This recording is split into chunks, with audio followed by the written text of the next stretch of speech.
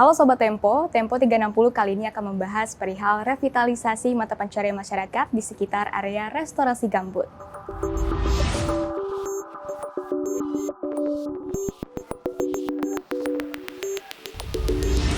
Kelompok Tani Perintis Jaya Kecamatan Geragai, Tanjung Jabung Timur merupakan potret sukses BRGM dalam melakukan intervensi program revitalisasi ekonomi permodalan sapi. Selain mampu menekan laju kebakaran hutan, program tersebut mampu meningkatkan kesejahteraan masyarakat setempat. Kebakaran lahan gambut dan kabut asap menjadi fenomena tahunan yang tak kunjung usai di Indonesia, tak terkecuali di Provinsi Jambi. Ekosistem gambut telah dieksploitasi oleh industri kehutanan dan perkebunan kelapa sawit. Industri tanaman monokultur tersebut membuka kanal-kanal drainase secara masif yang berdampak pada keringnya lahan gambut. Merujuk data Walhi Jambi, luasan lahan gambut di wilayah ini sebesar 716.838 hektar. Menurut analisis, sekitar 70% atau 400.000 hektar lahan tersebut perizinannya dimiliki korporasi.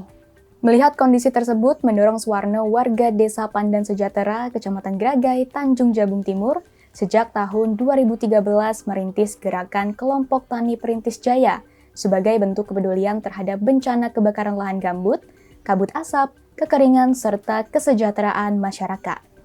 Kalau saya bergerak itu pasti kulakukan, Pak. Masalahnya satu, sisi dari perekonomian kita juga terganggu. Satu, kita hidup jujur, kita ingin mencukupi kebutuhan ekonomi keluarga. Kalau itu udah terganggu, maaf, tanaman kita nggak bisa memproduksi atau membuahkan hasil. Bagaimana kita nggak bergerak? Kita harus cepat ngambil langkah supaya tidak terjadi jatuhnya perekonomian di mata masyarakat atau di tengah-tengah masyarakat. Karena itu semua hidup itu butuh biaya, Mas. Sejak tahun 2015, Suwarno bersama kelompok tani membuat bendungan sederhana di sekitar kebun yang terbakar melalui pendekatan kearifan lokal setempat yang diklaim lebih ekonomis. Ada pula bantuan dari berbagai pihak, salah satunya BRGM yang konsisten mendampingi kelompok Tani Perintis Jaya.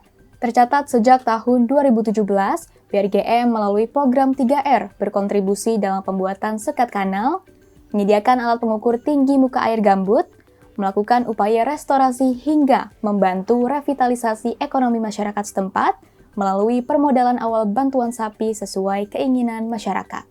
Bersama anggota kelompok tani, Suwarno mengembangkan permodalan sapi tersebut untuk dikembangbiakan. Saat ini populasi ternak sapi tersebut mencapai 94 ekor dari modal awal 10 ekor sapi tahun 2019.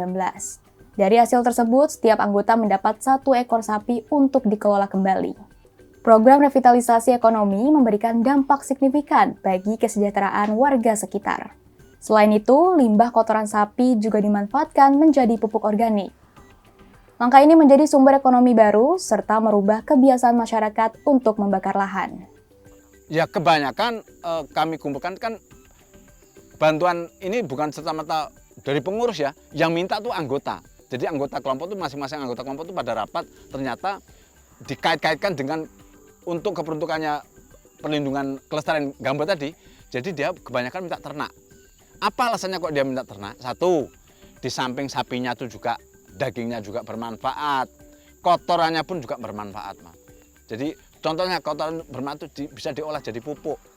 Eko Purnomo, anggota kelompok Tani Perintis Jaya menuturkan, dari bantuan permodalan sapi yang diberikan mampu mendongkrak perekonomian, diantaranya biaya sekolah anak terpenuhi, kebutuhan sehari-hari tercukupi, bahkan dirinya mampu membangun rumah tinggal untuk keluarga kecilnya.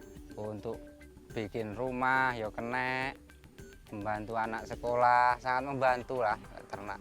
Ya alhamdulillah ya awalnya ya tanya-tanya gitu kan sama Pak Warno, terus ya yuk kalau gitu kita mendirikan kegiatan kelompok tani ini kan.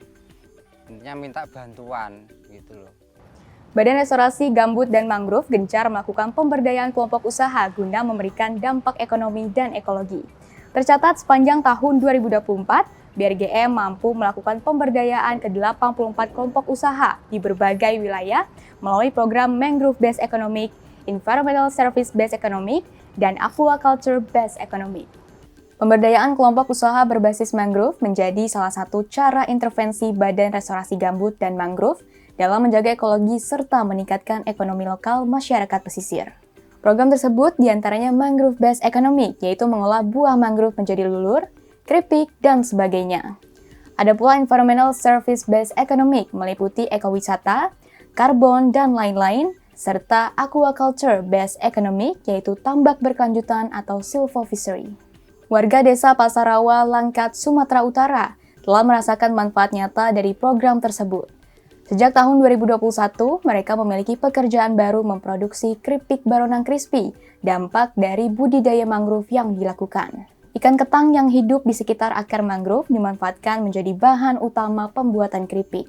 Meski begitu, cakupan wilayah yang luas menyebabkan program tersebut belum mampu mengcover seluruh kelompok usaha ataupun kelompok masyarakat.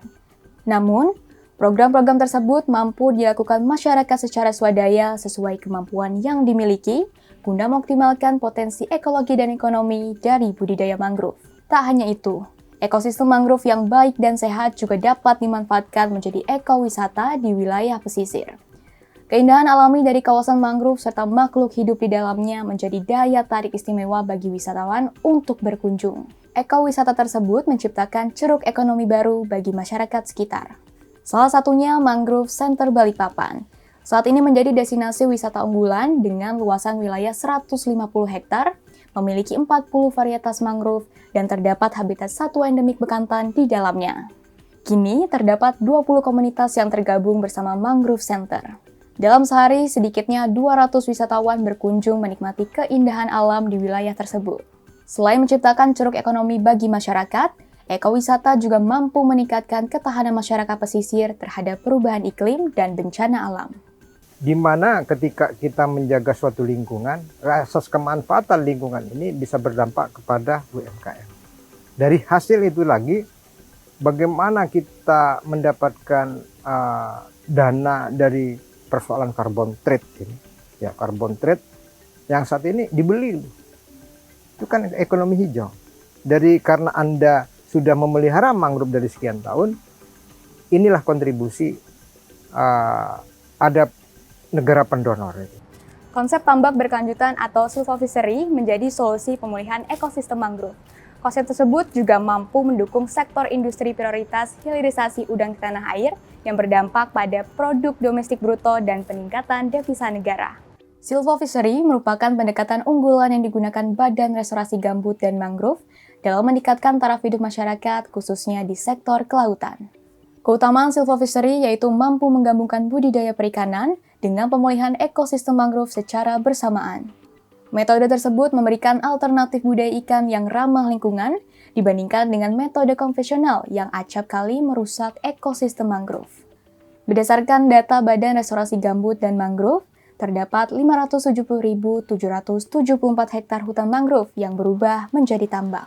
Deforestasi ini belum ditambah masalah abrasi, tanah timbul, dan lahan mangrove yang terbuka. Saat ini, BRGM gencar berkolaborasi dengan beberapa pihak lintas sektoral untuk mengembangkan program silvofishery. Ada sekitar 570 hektar tambak rakyat di Indonesia dengan potensial direvitalisasi menjadi tambak berkelanjutan.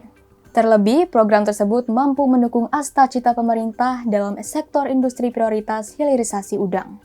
Kalimantan Utara menjadi salah satu wilayah transisi tambak konvensional menjadi tambak berkelanjutan. Mulai dari pembangunan pusat pembenihan ikan, penataan tanah real tambak, hingga pendampingan teknis kelola tambak dan pemasaran. Pemerintah setempat mendukung penuh program tersebut guna memberikan dampak holistik bagi masyarakat maupun lingkungan. Komitmen pemerintah dalam restorasi gambut dan mangrove menunjukkan bahwa pembangunan berkelanjutan tidak hanya soal menjaga lingkungan, tapi juga meningkatkan kesejahteraan masyarakat. Langkah ini menjadi harapan nyata untuk masa depan yang lebih hijau, produktif, dan berkelanjutan bagi Indonesia.